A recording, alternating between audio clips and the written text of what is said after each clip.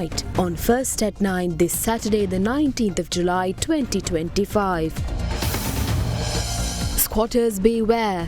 Government launches a nationwide effort to survey boundaries of all lake reserves starting today, with plans underway to clear unauthorized constructions within these protected zones. Minister Lanka says no compensation for demolition of property on lake reserves.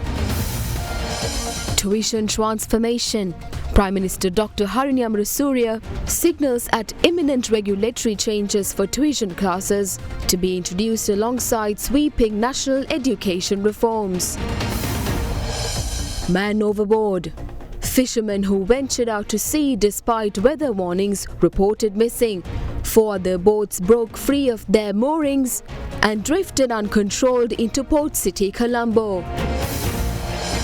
The Inquisition. Committee of Inquiry probing suspended IGP Thennakoon over allegations of gross abuse of power to submit final report to Speaker of Parliament within the coming week.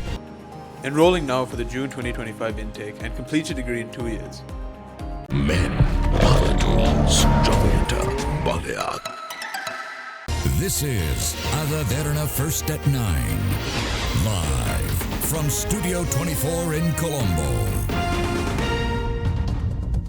Good evening and welcome to Derana First at 9, Sri Lanka's most trusted news source. I'm Tatya Aranayaka, joining you live with the latest in Sri Lanka and around the world. We begin with our top story.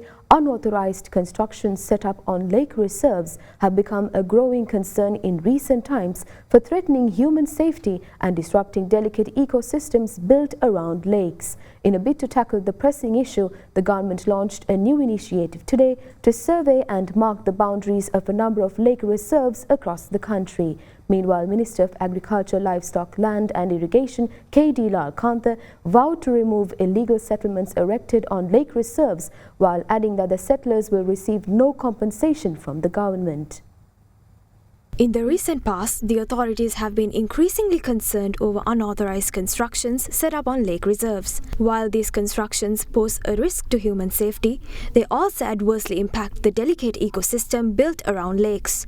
Accordingly, boundaries of 22 lake reserves are expected to be surveyed and marked through these new government initiatives. The lakes and reservoirs listed to be surveyed include the Nuwarawava in Anuradhapura, the Kantale Lake, the Tabbova Reservoir in Puttalam, the Daduruwa Reservoir, the Minneria Lake, the Tissa Lake, the Ridiyagama Lake in Hambantota, the Dambara Lake in Mapakada, the Demodara Lake in Badulla, the Unnichai Tank and Navakiriwava in Batiklo, and the Allakanda Lake in Kakunadura. Deputy Minister of Land and Irrigation Dr. Susil Ranasinghe claims that the authorities will commence this new government initiative by surveying the reserve boundaries of Anuradhapura's Nuwarawava. Meanwhile, the government has also sanctioned a comprehensive investigation into unauthorized settlements erected on lake reserves. According to government sources, the findings of the investigation are expected to be compiled into a detailed report. The Anuradhapura District Special Coordinating Committee has also resolved at a recent meeting to remove several government buildings set up on the Nuwarawava Reserve. These constructions expected to be demolished include the Governor's residence, the Chief Minister's residence and the Abhimansala Resort.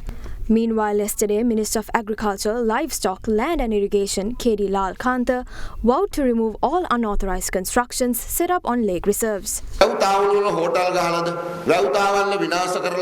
Have hotels been set up on lake reserves? Have the lake reserves been destroyed? Have people set up settlements on lake reserves? Have these settlers trespassed the boundaries of the lake reserve? Politicians, farmers unions and the relevant government officials have watched together as the lake was destroyed gradually. Lake reserves must be rid of all constructions. We will commence the demolition of buildings set up on lake reserves from Anuradhapura. Those with residences erected atop lake reserves will have to vacate their premises. Please don't seek compensation. Instead, the government must be compensated by the settlers for breaching the boundaries of the lake reserve. This initiative will be implemented from tomorrow. I urge everyone who lives within lake reserves to vacate those premises before we do so forcefully. Protest all you want, but we will not change our stance. Accordingly, the surveyed reserve boundary of Anuradhapura's Nuwarawava was marked officially today. The Deputy Minister of Land and Irrigation, Dr. Susil Ranasinghe, joined the occasion.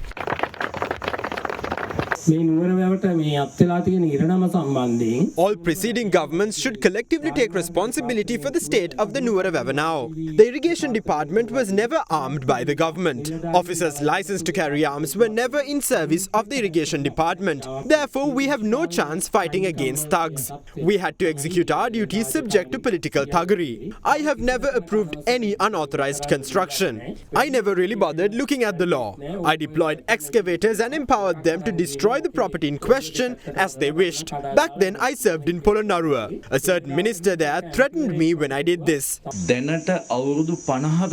This initiative is something that should have been launched 50 years ago. Our society must make a self-resolution to end further damage to lakes. We must at least start now to protect our lakes. Crunchy goodness for hunger on the go. Yadia, ලොව වැඩියෙන්ම අලෙවි වන electric ස්කූටරය Abans auto වෙතින්. Prime Minister Dr. Haruni Amarasuriya, also serving as the Minister of Education, Higher Education and Vocational Education, affirmed that the upcoming education reforms will encompass the private tuition sector as well as the Grade 5 scholarship examination. Addressing a special program held in Galle today, the Prime Minister emphasized that the reforms will be rolled out after an in-depth review of the education sector and extensive consultations on the changes required.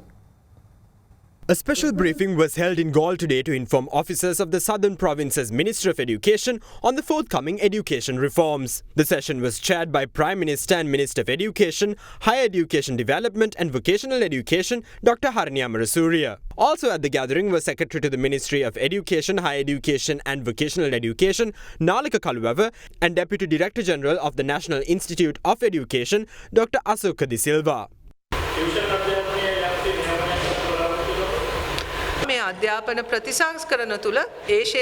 Yes, it is highly likely that the private tuition sector will be reformed as part of the broader education reforms. There are already several laws and circulars in place that clearly prohibit tuition classes during school hours. We intend to take legal action against those who continue to violate these regulations.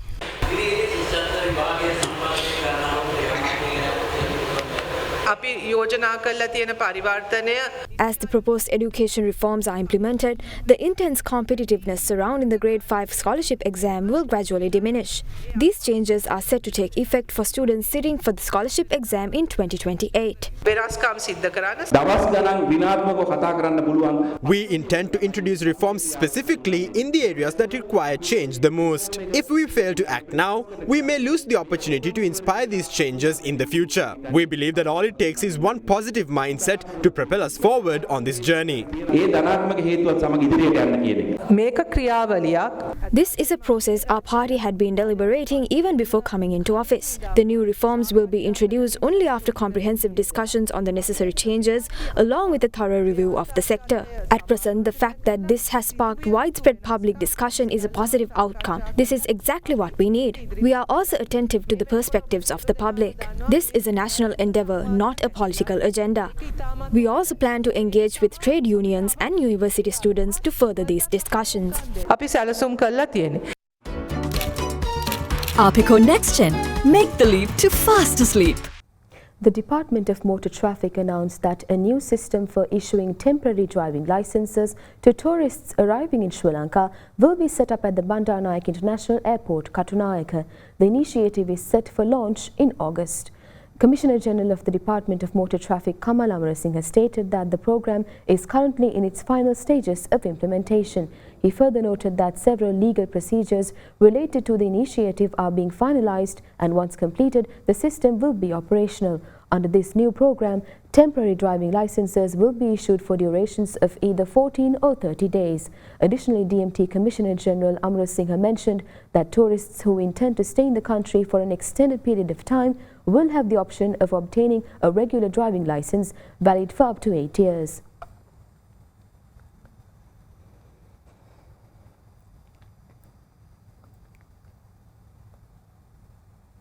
The U.S. Embassy in Sri Lanka, in partnership with the National Dangerous Drugs Control Board, has completed a 2-week regional training initiative for forensic professionals focused on identifying synthetic drugs and new psychoactive substances, especially fentanyl, a growing global concern.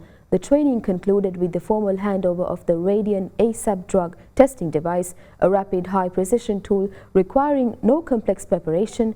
The ceremony was attended by U.S. Deputy Chief of Mission Jane Howell, Deputy Minister Sunil Watagala and NDDCB Chairman Dr. Indika Vaninayaka. Funded by the U.S. Department of State, this initiative trained forensic professionals from Sri Lanka, the Maldives, Bangladesh and Nepal. It supports wider U.S. efforts to combat the global fentanyl crisis by strengthening lab capabilities, disrupting drug supply chains and enhancing regional security.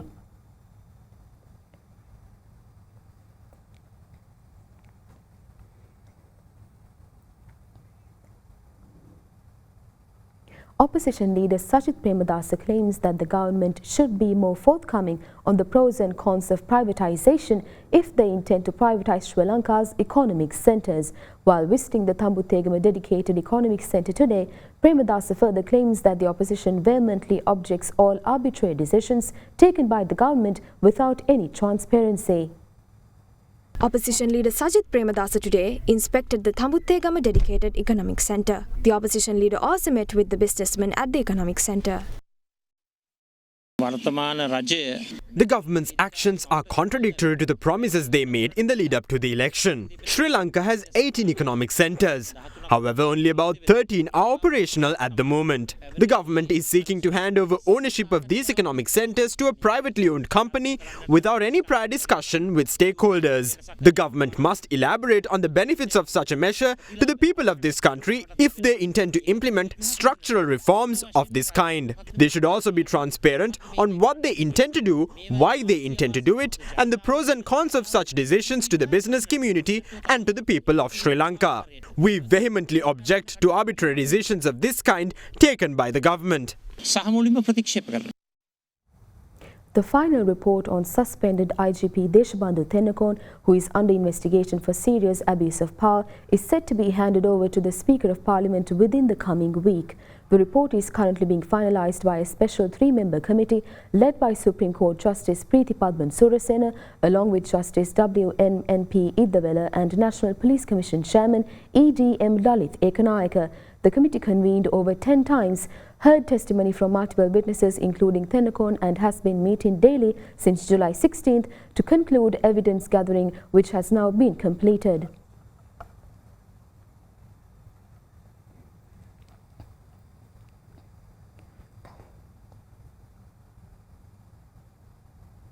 A fisherman has been reported missing after a powerful wave triggered by strong winds struck a fishing vessel that had departed from the Derana Fisheries Harbour yesterday. The incident occurred amidst rough sea conditions, often causing fishermen to be swept overboard. In response, the Sri Lanka Navy and Air Force have launched a joint search operation, deploying a specialised aircraft to assist the search and rescue operation. The active southwest monsoon currently prevailing over the island has intensified winds both on land and at sea, prompting the meteorological department to issue warnings against fishing and naval navigation.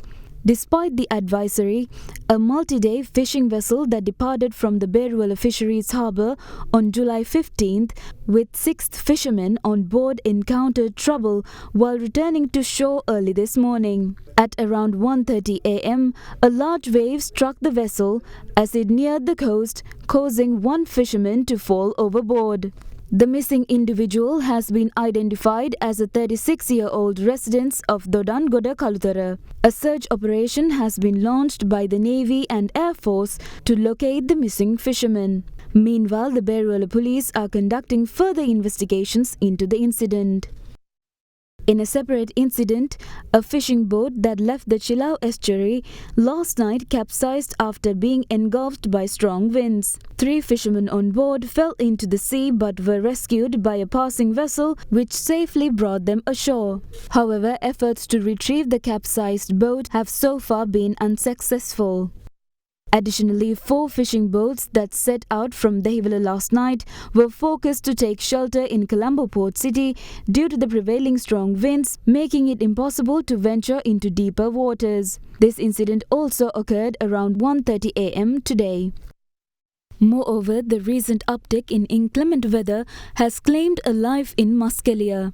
A 44-year-old father of 3 from Mottingham section of the Brownswick estate died after a tree branch fell on him amid strong winds. He had reportedly gone out to collect firewood during the heavy rain and wind when the fatal incident occurred.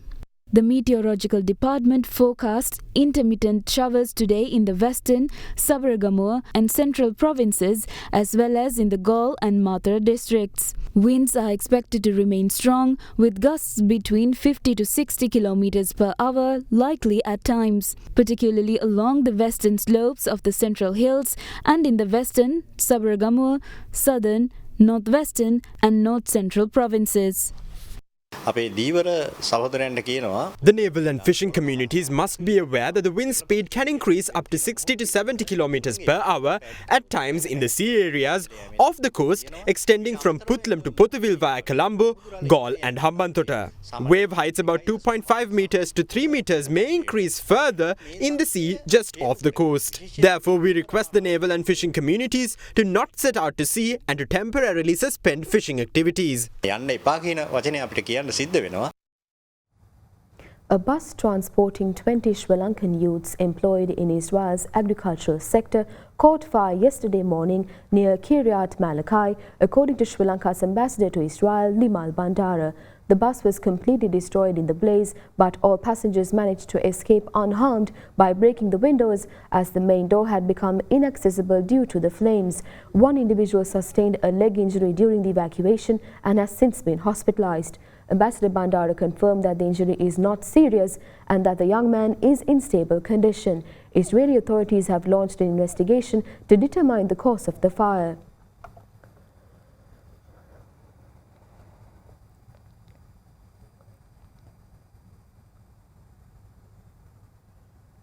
The 80th medical clinic of the series of medical clinics organized by Manusat Derana, the social responsibility arm of the Derana Media Network, was held today at the Parana Medavatsya Vidyalaya in Mahasenpura, Trincomalee. In conjunction with the medical clinic, free blood, lung and examinations were conducted and free spectacles were also donated to those in need. Leeson's Hospital Ragama was the main sponsor of the event, while the IIHS Institute of Higher Education, CIPLA, Aqua Life, George Stewart Optics, the Office of the Medical Officer of Health of Padavi Siripura, Meldol and Omron provided co-sponsorship. The organizational assistance for the clinic was provided by the Development Society and the Past People's Association of Parana Medavatsya Vidyalaya, Mahasenpura.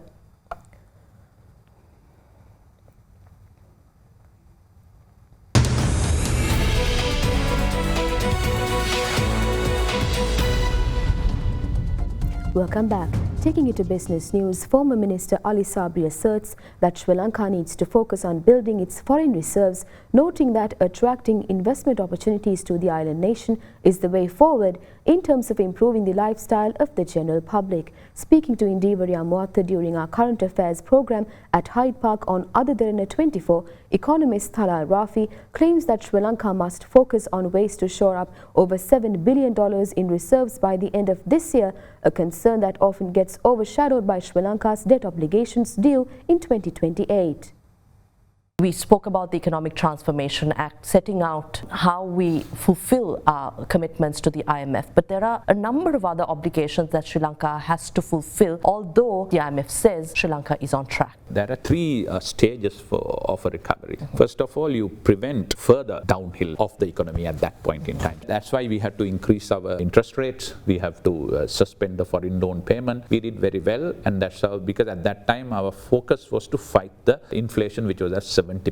So that pace we managed in 6 to 8 months. So thereafter we knew it's the stability part of it. That is with the IMF loan coming in, World Bank is coming in, ADB is coming in, and that stage. But with that we can live forever. We live by 2028. Once the prices go up, very seldom that you manage to bring it down. So what you do is to improve your economy and improve your growth, and with growth you improve the people's income to catch up with the inflation which have already gone up. down. Though the inflation had under control, but the prices which went up in 2022 had not come down. That's why the amount of money that you earned in 2022 today is about probably 60% of the worth. So unless your salary also have been increased by 40%, your lifestyle standard have come down. The only way to do that is to improve the economy. That's why we were having that Economic Transformation Act. We were trying to procure a lot of investment coming from outside. Along with that, the single window. All those things have come to standstill. Unfortunately, whether we like it or not, growth has not taken place. So unless we build our reserves, we will have a difficult time. In order to do that, you need to attract investment. Talal, I think you'll have something to add to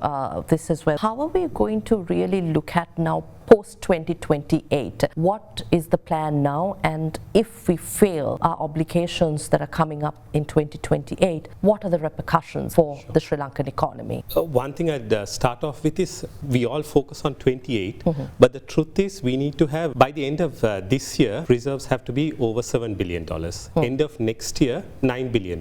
But end of 2027, it has to be $13 billion. So you see, from January 27 to December 27, we have to go up by $4 billion US. So how are we going to do that? That is a question. Because one is exports, I don't think we can increase at that level because we haven't got any new sectors or anything. Imports we can't curtail. Imagine curtailing $4 billion worth of imports when 80% is intermediate goods. That will collapse the economy. Other thing is bilateral we can't. We got $4 billion at the worst of the crisis from India. I don't think India or any country is going to keep giving $4 billion every year, or China or the US or anyone else. Multilaterals also, the option is gone because the World Bank, ADB, they don't have the capacity, and we are a middle income country. So the last thing is not that I favor this, we have to go back to the bond markets starting early 2027. Of course, in the early 2030s, we need to get our exports up so that we gradually need to come away from borrowing from bond markets. But in 27, we have no other choice. That is the only way, as far as I know, unless miraculously we increase our exports. So, but that is also tough in the global environment because Trump's tariffs and others are going to cause a global slowdown. And we have a lot of other countries like Bangladesh and others competing for the EU market, for the Japanese market. So we have to be extremely competitive to move into those. But essentially, Sri Lanka, who do we look to if this is the foreign exchange situation for Sri Lanka? When we need to raise foreign exchange, we're hit by reciprocal tariffs as well. So Sri Lanka, I think first and foremost we need to get out of this mindset that we need to go around the world asking for help. If you take the African continent, in the early 2000s they told the rest of the world, look, we don't want handouts, we want to do business. China was the first country to then jump in there, and they're doing business. The West, America and Europe can say what they want, but business is happening between the African states and China. Similarly, Sri Lanka also needs to go down that path. India stepped up when we were in the midst of the economic crisis, and they gave us that $4 billion, which I think everyone in the country is ultimately grateful for. But to move forward, that's not the answer. We can't go to India or we can't go to China, America, anyone, and ask them to give us further bailouts. We have to look at actually making sure that we can stand on our own 2 feet. That's all for tonight from First at 9. Thank you. Have a great night.